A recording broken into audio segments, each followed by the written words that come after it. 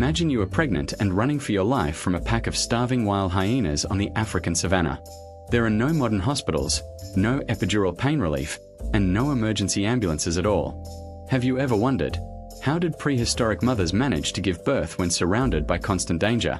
The truth is, the body of ancient women had to undergo a brutal biological transformation. That evolutionary process turned them into actual survival machines to protect their unborn children. Without these strange and harsh adaptations, our species would have gone extinct hundreds of thousands of years ago. Today, we often think of childbirth as a sacred and peaceful experience. But for your ancestors, every single birth was a step into the jaws of death. It was a literal battle of life and death, where nature showed absolutely no mercy. Evolution forced mothers to trade blood and bone for the advancement of the species. And the mysterious mechanisms that their bodies triggered back then will leave you astonished. Those primitive instincts have never truly disappeared. They are still sleeping quietly inside the DNA of every modern woman.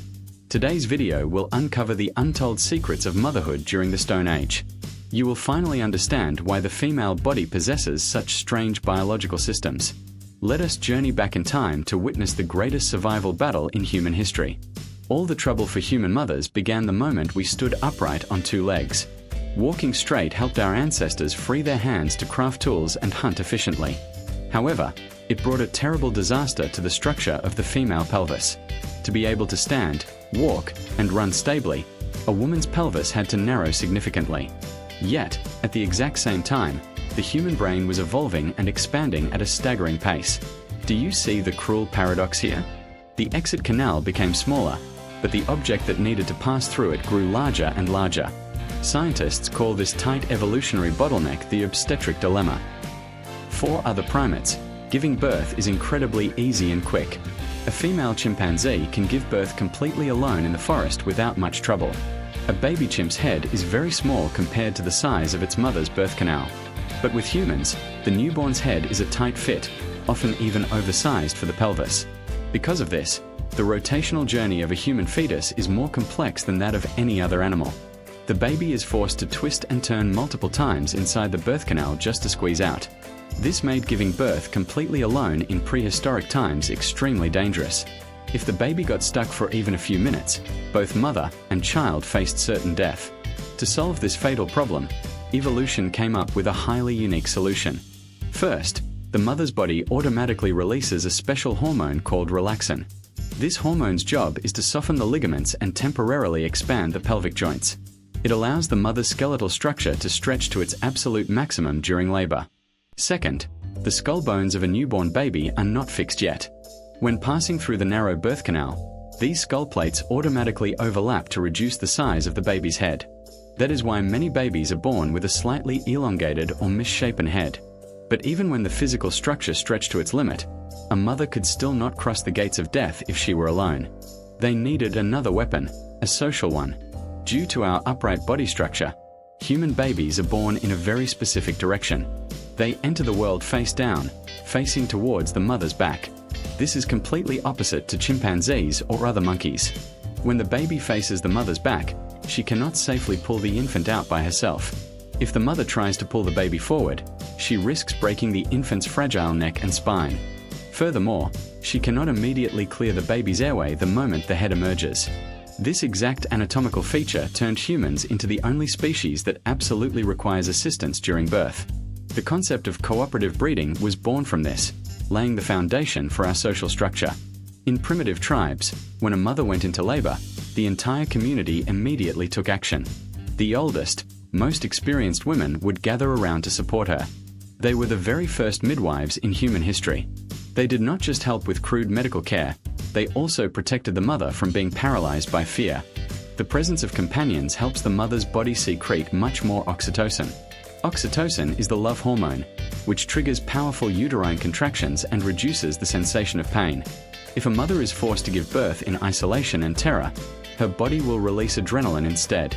Adrenaline immediately constricts blood vessels and delays, or even completely stops, the labor process. In the wild, stopping labor when encountering danger is a survival mechanism. But if the pain drags on for too long without delivery, infections will kill both the mother and the baby. Therefore, prehistoric midwives were the great gatekeepers of life. They cleaned the blood, cut the umbilical cord with sharp-napped flintstones and kept the mother conscious. They were also the first to hold the infant so the mother could recover after a delivery full of blood and tears. The deep bond among the female members of the tribe turned childbirth from an individual risk into a shared responsibility. But the mother's battle did not end after a successful delivery. The real challenge only began when the sweet milk started to flow. And that milk contained biological secrets that modern science is still trying to decode. Prehistoric breast milk was not just food. It was a biological superweapon. During the first few days after birth, the mother's breasts secrete a thick, deep yellow fluid called colostrum. Colostrum contains a massive amount of antibodies, especially immunoglobulin A. This antibody acts like a protective shield, coating the baby's highly vulnerable digestive tract. It blocks the attack of millions of wild bacteria from the surrounding environment. In a world with zero antibiotics, this colostrum flow was the baby's first and only vaccine.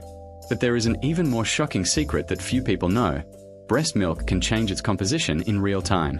When a baby nurses, their saliva backwashes into the mother's nipple. The mother's body has special receptors to scan and analyze the saliva. If it detects viruses or pathogenic bacteria inside the baby's saliva, the mother's body immediately recognizes it. Right in the very next feeding, the mother's immune system will manufacture the exact antibodies needed to fight that specific pathogen. Then, these antibodies are delivered through the milk to help the baby battle the illness. A prehistoric mother's breast operated like a highly advanced medical laboratory of nature. Not only that, the scent of breast milk was also a survival navigation tool. Breast milk smells very similar to the amniotic fluid the baby grew familiar with inside the womb. This scent helps a newborn baby, even before opening its eyes, find its own way to crawl up to the mother's chest to nurse. Keeping the baby constantly on the mother's chest triggers another biological mechanism: circadian synchronization. When a mother holds her baby skin to skin, her heartbeat and breathing guide the infant's nervous system. If the baby shows signs of apnea due to an incomplete respiratory system, the rhythm from the mother's chest stimulates the child to breathe again. The mother's body temperature also automatically adjusts to warm or cool the infant. This phenomenon is known as thermal synchrony. The mother's body was the safest incubator, protecting the child from the freezing cold of the dark night. But to maintain the massive energy required for milk production and warming, the mother needed another resource. A resource that came from women who had already passed the prime reproductive years of their lives. We are talking about prehistoric grandmothers. Humans are one of the very few species on Earth that experience female menopause. In most animals, fertility equals life. When they can no longer reproduce, they age rapidly and die. Yet, human women can live for another 30 or even 40 years after their reproductive cycle ends. Why did nature preserve bodies that can no longer directly pass on genes? The answer lies in the famous grandmother hypothesis by anthropologist Kristen Hawkes. On the wild savanna, a mother with a young infant cannot hold her baby while digging for tough root tubers buried deep in the hard ground. They cannot walk dozens of kilometers every day to forage for wild fruits without putting their baby in extreme danger. At this moment, grey-haired grandmothers were the ultimate survival savior of the tribe. Because they were no longer burdened with infants of their own, they became the most resilient and efficient foragers in the group. They used a lifetime of accumulated experience to find secret water sources and precious medicinal plants. They brought food back and directly nourished their young grandchildren. This released the mother from an energy trap, allowing her body to recover much faster. The silent sacrifice of the grandmother multiplied the survival rate of prehistoric children. Your long lifespan today exists because grandmothers dug roots under the blazing prehistoric sun. Menopause is not an evolutionary defect. It is a master survival strategy of the human race. When looking back at this entire journey, we realize a clear truth. A human mother was never biologically designed to fight alone. She was wrapped in a protective network of dedicated midwives, sisters, and grandmothers. Yet, in today's modern society, we are forcing mothers to do the exact opposite. A mother who has just undergone a major physical ordeal of childbirth is left to face thousands of pressures alone within four walls. She has to worry about finances, take care of the baby, and endure the isolation of an industrial society. When you feel exhausted, depressed, or helpless in raising your child, please do not blame yourself. It is not because you lack skills, or because you do not have enough love. It is because your body and psychology are screaming for a tribe that has been taken away from you. Evolution designed you to be a mother in a community of sharing, not in isolation. Open your heart and seek help from those around you, because that is how humans were meant to survive.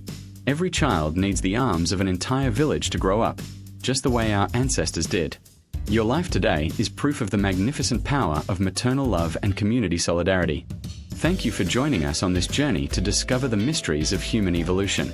Please hit the subscribe button so you won't miss our next fascinating anthropology stories.